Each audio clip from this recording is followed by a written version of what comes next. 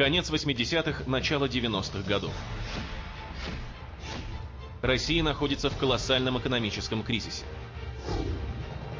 Развал страны, глобальный дефицит, практически полная остановка производства, сокращение на рабочих местах, раздел страны между криминальными группировками, крупные забастовки и митинги, первые межнациональные конфликты.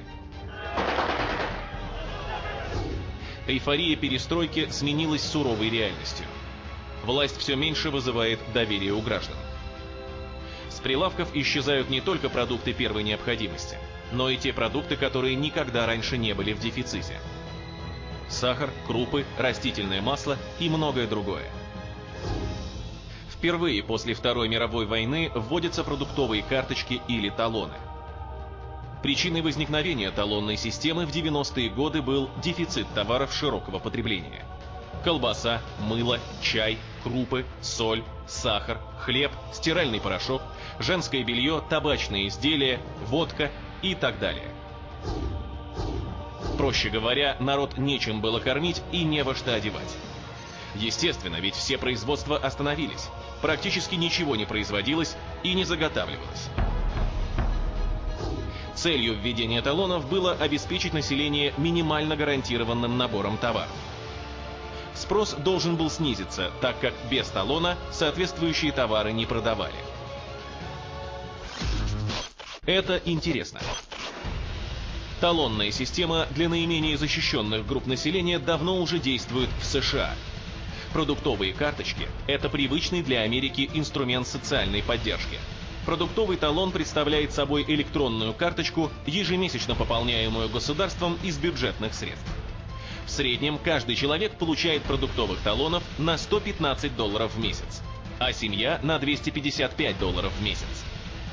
В 2010-м количество американцев, получающих продуктовые талоны, выросло до рекордных 42 миллионов 900 тысяч человек. С 1988 года в России началась приватизация. Происходит это после принятия закона СССР о государственном предприятии объединении. На этом этапе она осуществлялась при отсутствии необходимой нормативной базы. При этом реальные ее масштабы оставались неизвестными.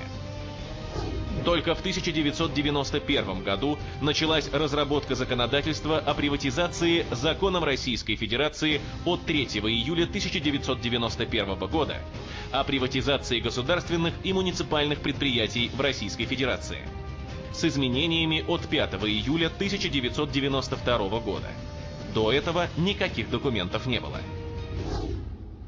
Приватизация – форма преобразования собственности, представляющая собой процесс передачи государственной муниципальной собственности в частные руки.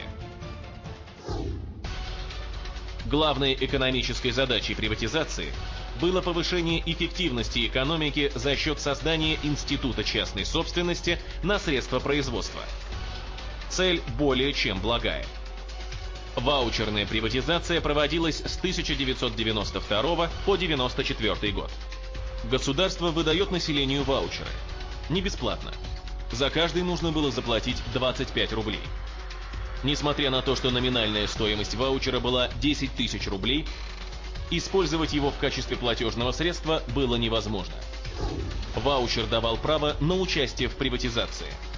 Реальная его стоимость зависела от конкретной приватизационной ситуации на конкретном предприятии. Это интересно.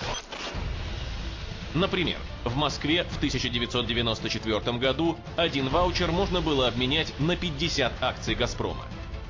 А в Нижегородской области на тот же ваучер можно было обменять 2000 акций РАО «Газпром».